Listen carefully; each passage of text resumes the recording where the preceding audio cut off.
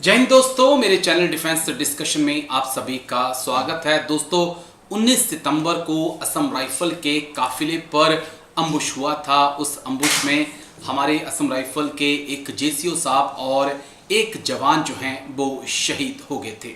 लेकिन अब जो उस अम्बुश को लेकर खबरें सामने आ रही हैं वो बेहद चौंकाने वाली हैं। पहले तो मैं आपको बता दूं कि इस अम्बुश के बाद जो है असम राइफल और इंडियन आर्मी दोनों ने मिलकर एक बड़ा ज्वाइंट ऑपरेशन शुरू किया है। वो मणिपुर के अंदर भी चल रहा है, मिजोरम में भी चल रहा है, और तो और असम राइफल के जवान और इंडियन आर्मी के जवान अब म्यांमार की सीमा पर भी पहुंचकर दबिश दे रहे हैं पीएलए के आतंकियों को खत्म करने के लिए।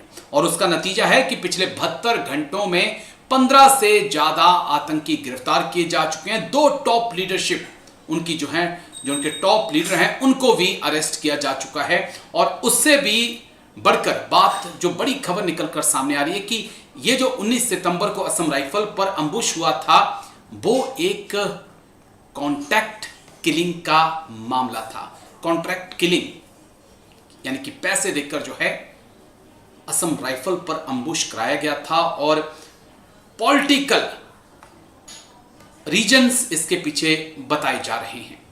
इस मुद्दे को समझना होगा कि कौन चाहता है कि मणिपुर में शांति ना लौटे, और क्या वाकई में पीएलए के आतंकी पैसे देकर असम राइफल पे अटैक कर रहे हैं। जो हथियार आए वो कहां से आए, समझना होगा। और जिस प्रकार से असम राइफल इंडियन आर्मी की कार्रवाई जारी है, कब तक पीएलए मणिपुर में और म्यांमार के अंदर सरवाइव कर पाएगा, बच पाएगा।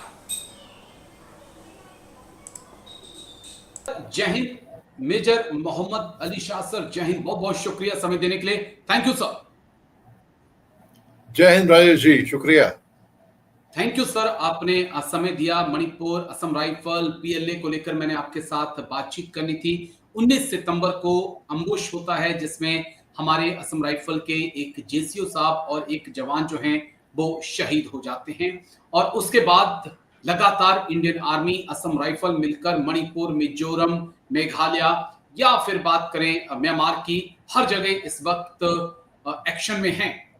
और पीएलए के खिलाफ, तमाम आतंकियों के खिलाफ एक्शन किया जा रहा है। और जो खबरें आ रही हैं वो बता रही हैं कि पिछले 4-5 दिनों के अंदर 15 से ज्यादा पीएलए के आतंकियों को गिरफ्तार किया गया है। 72 घंटों में 15 पीएलए के आतंकी गिरफ्तार किए गए हैं। उसमें कुछ लीडर हैं, थोग्राम सदनदास सिंह या खोमद्रम ओजित सिंह जैसे जो टॉप लीडरशिप है, उसको भी अरेस्ट किया गया है। काफी ज्यादा मात्रा में हथियार भी बरामद किए गए हैं।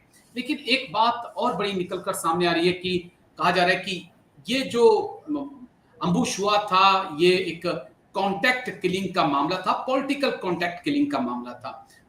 इसकी कितनी पॉसिबिलिटी है उस पर तो मैं बाद में आऊंगा। लेकिन पिछले 72 घंटों में 15 मिलिटेंट पीएलए के दूसरे आतंकी संगठनों के गिरफ्तार, ताबड़तोड़ कार्रवाई असम राइफल की और इंडियन आर्मी की सर, मणिपुर, मेघालय, मिजोरम और म्यांमार के अंदर सर।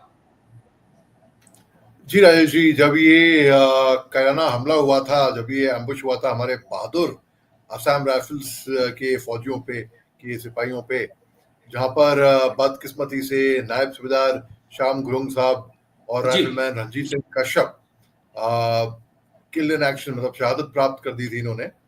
तो ये नाम्बोल इलाका जो है, ये arm forces special power act के क्षेत्र में नहीं आता है, और ओके। यहाँ पर आर्मी या असम राइफल्स की प्रोटेक्शन नहीं थी। यहाँ पे सीआरपीएफ की जिम्मेदारी थी इस एरिया को कवर करना। अब जो अक्यूज है, देखिए कुछ गिरफ्तारियां हुई हैं। अब जी 72 आवर्स में हिंदी में क्या बोलेंगे, बेहतर बोलेंगे, कितना बोलेंगे 72 72 आवर्स सर, को? 72। 72। तो अब 72 घंटों में देखिए जो अरेस्ट हुए, दो में एक अरेस्ट हुए अक्यूज्ड। एक तो थोंगराम सदानंदा सिंह, जिसको पुरंगपा, जो 18 साल का लड़का है, और खोंद्राम अजीत सिंह, जिसको जी कईलाल 47 इयर्स ओल्ड है। तो ये 72 घंटे में ये अरेस्ट हुए, जहां पे नेम्बोल सबल लाई की इलाका है, जहां पे सितंबर 19 को ये कायराना हमला हुआ था। ओके अब सर। अगर हम देखें तो अभी पीएलए का 40 ऑलमोस्ट 5 डिकेड, ऑलमोस्ट तकरीबन मोटे जी मोटे तौर पे मैं बोलूंगा इनका रिकॉर्ड रहा है कि कभी भी पीएलए हमला करती है ना, एम्बुश करती है, पीएलए हमेशा क्लेम करती है उसके बाद कि ये हमला हमने किया है। आज से तकरीबन 30 साल पहले सीईओ कमांडेंट थे असम राइफल्स के कर्नल बिप्लब त्रिपाठी, उनकी फैमिली और उनके बच्चा इन पे जी एम्बुश हुआ था और उन पे हमला हुआ था। 3 साल पहले, और शायद 2021-22 में हुआ था शायद। करेक्ट करेक्ट करेक्ट, बिल्कुल सही है जी राजेश जी। तो पीएलए ने क्लेम किया था ये हमला हमने ओके किया, और हम माफी चाहते हैं। हमें मालूम नहीं था कि फैमिली भी साथ में सफर कर रही थी।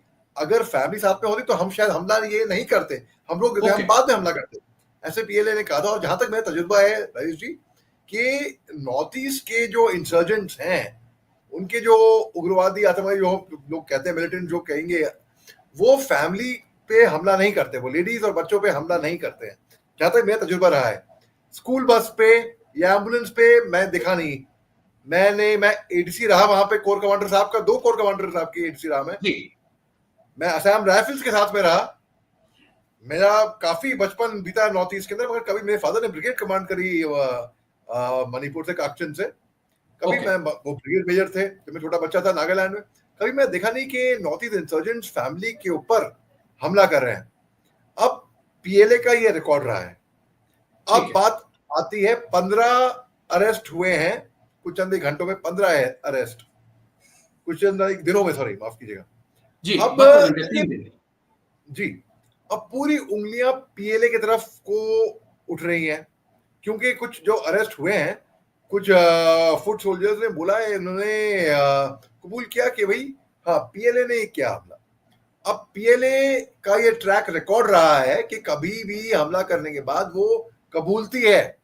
कभी ऐसा नहीं वो हुआ कि पीएलए ने बोला कि हमें वो चुप बैठे हैं या उन्हें लेकिन जो मना कर दिया। मिलिटेंट पकड़े गए हैं, जो मिलिटेंट पकड़े गए हैं, उनके पास से M4 राइफल, AK-47 जैसे वेपन मिले हैं। उन्होंने खुद कबूल किया है कि ये हमला हमने ही किया है। लेकिन एक पॉइंट और, क्योंकि कुकी और माइते के बीच का जो टेंशन है, इसके बीच पीएलए के बारे में जो जानकारी मिलती है वो यही मिलती है कि माइते समूह का एक संगठन है।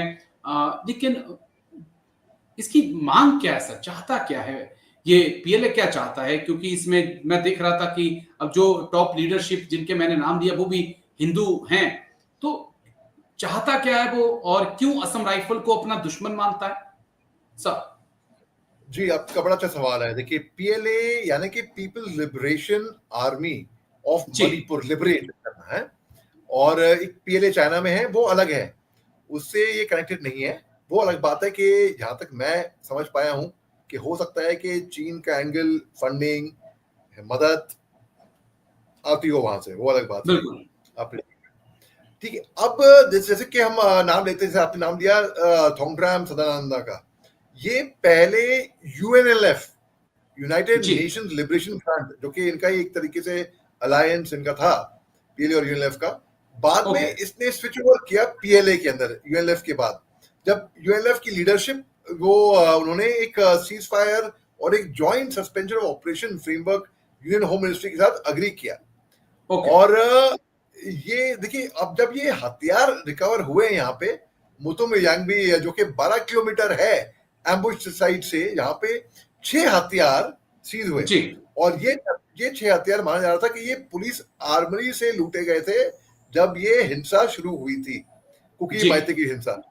और यानी कि एथनिक कॉन्फ्लिक्ट में कुकी माइते के बीच में जो लड़ाई हुई थी, तब हथियार इस्तेमाल हुए थे। वही हथियार अब इंसर्जेंट एक्टिविटीज के लिए इस्तेमाल हो रहे हैं। तो अब ये चाहता क्या है, आपका सवाल पे आते हैं। ये चाहता है बिल्कुल सर। अपना अलग इंडिपेंडेंस, एक देश बनाना हिंदुस्तान से अलग हटके, कि ओके ये अलग। जी, तो और ये मैं बताऊं कि पीएलए के जो लोग हैं, पीपल लिबरेशन आर्मी या यूएनएलएफ हो गया या केवाईकेएल हो गया या प्रीपाक हो गया, जितने भी अंडरग्राउंड इंसर्जेंट ग्रुप्स हैं मणिपुर के, जी ये मैंने देखा है, मैं इनको कहता हूं वर्दी ओपोनेंट्स।